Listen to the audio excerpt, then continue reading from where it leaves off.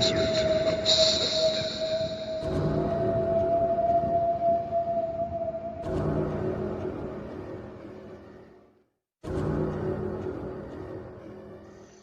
I'm G.B. Merriam. I write about life as a Setian in contemporary times, with random, long-winded detours into ancient history, classic monster movies, and all kinds of other fun stuff. Won't you join me for today's adventure?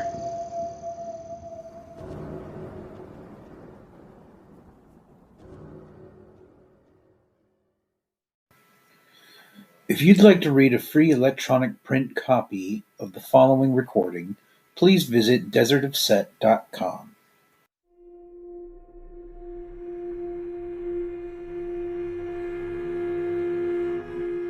On the so-called demonization of evangelicals.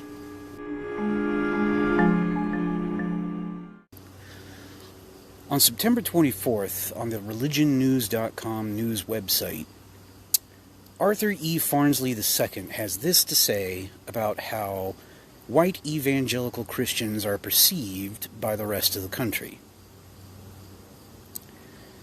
He claims that white evangelicals are routinely and unfairly stereotyped. He also says that it's entirely possible for people to be bigoted against a group that is so closely associated with the historical trajectory of power in America. Look, no one should ever be marginalized or demonized just for being who they are, but there is a huge difference between this and calling people out for their behavior when it is demonstrably unethical, to say the very least. It is understood that not every evangelical Christian is an asshole who wants to legislate other people's lives and deprive them of their inalienable rights. But this is the exception, not the rule. And since the entire evangelical community decided to support Trump in his rise to power, they have little room to complain about being lumped together with the rest of his supporters. Whether you support Trump because you're a Christian or a Nazi, it makes no difference. The end result is exactly the same, and it has proven extremely harmful to everyone who isn't an evangelical or a white supremacist. Furthermore, hearing evangelicals whine and cry about being unfairly stereotyped is just fucking hilarious. These are the exact same people who distribute literature claiming that pagans and witches want to sacrifice babies, or that Planned Parenthood is run by genocidal murderers, or that the entire LGBTQ community is possessed by Satan. Do you really want to go down this path? Because if we're keeping score on unfair stereotypes here, evangelicals continue to perpetuate far more than their fair share. Farnsley goes on to say that there is a prejudice against white evangelical Christians here in America, and that this prejudice manifests in the tendency of people to reduce evangelical Christians to their political activities, which Farnsley refers to as essentialism. He then goes on to bemoan how evangelical Christians are quote-unquote canceled by the mainstream culture. Check your privilege, dude. There are areas of this country where evangelicals hold all the cards when it comes to the law. I know because I lived in such an area for 10 years, and it was absolute hell. If evangelical Christians do not want to be reduced to their political activities, well, perhaps they should become less political and stop trying to impose their morality on all the rest of us. If you don't believe in abortions, don't get one, but don't make it impossible for anyone else to get one. You people have no business trying to legislate other people's lives, and so long as you refuse to stop attacking our freedoms, you will continue to face severe criticism and pushback. You lie in the bed you make.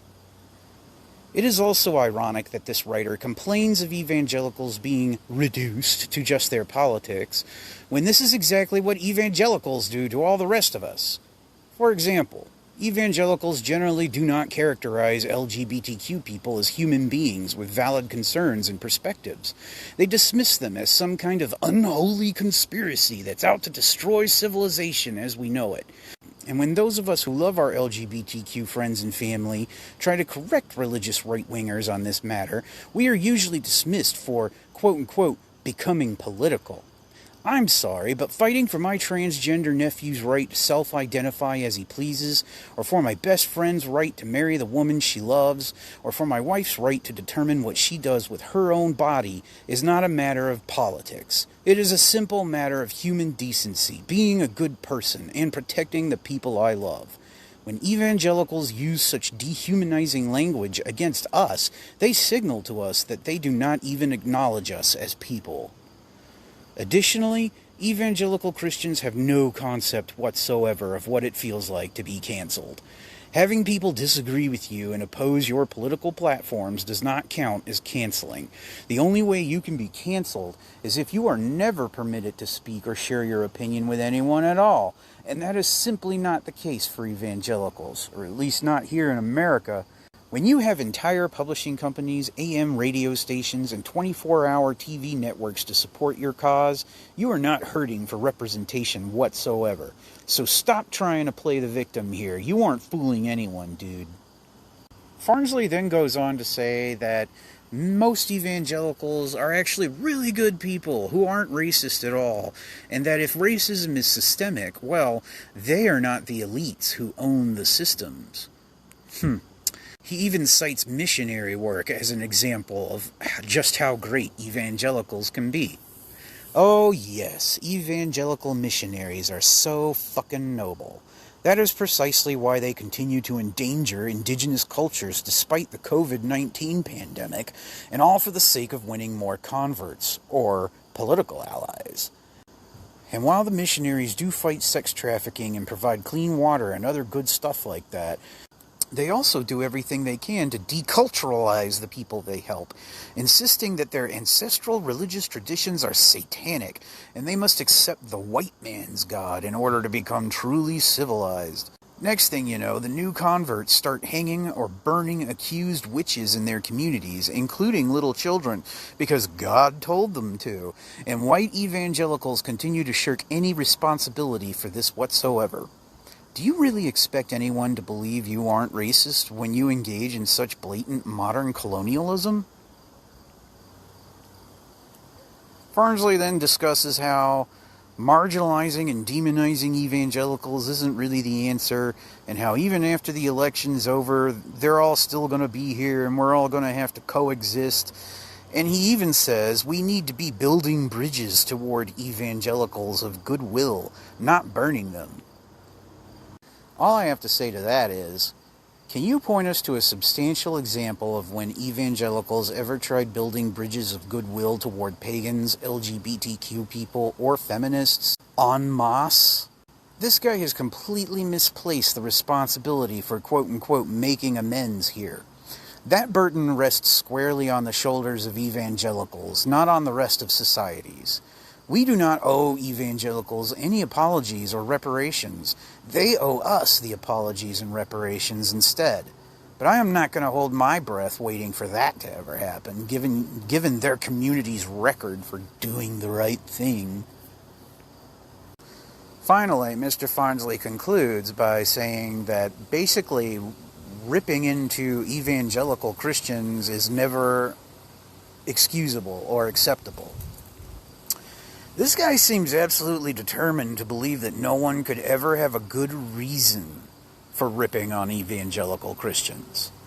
When an entire religious community seeks to deprive you of your autonomy and your freedom, we have little choice but to regard that community as an enemy. If evangelical Christians would like this situation to change, the responsibility is on them to be better. They can have their beliefs and live their lives the way they want to without interfering with any of the rest of us. But they consistently choose not to, and that is why we are angry. Gaslighting us with your empty-hearted appeals for understanding and acceptance is nothing more than a diversion. This is not a both sides issue, you get it? This is an issue of one side clearly being wrong and the other being consistently victimized. Now repent, motherfuckers.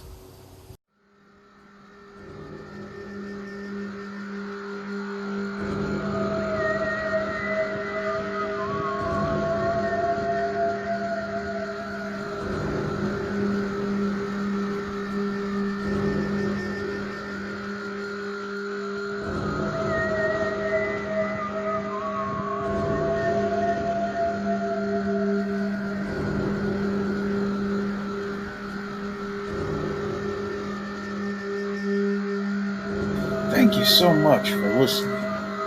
If you enjoyed this sermon and you'd like to read some more, please check out desertofset.com. I hope you have a wonderful day. Set bless.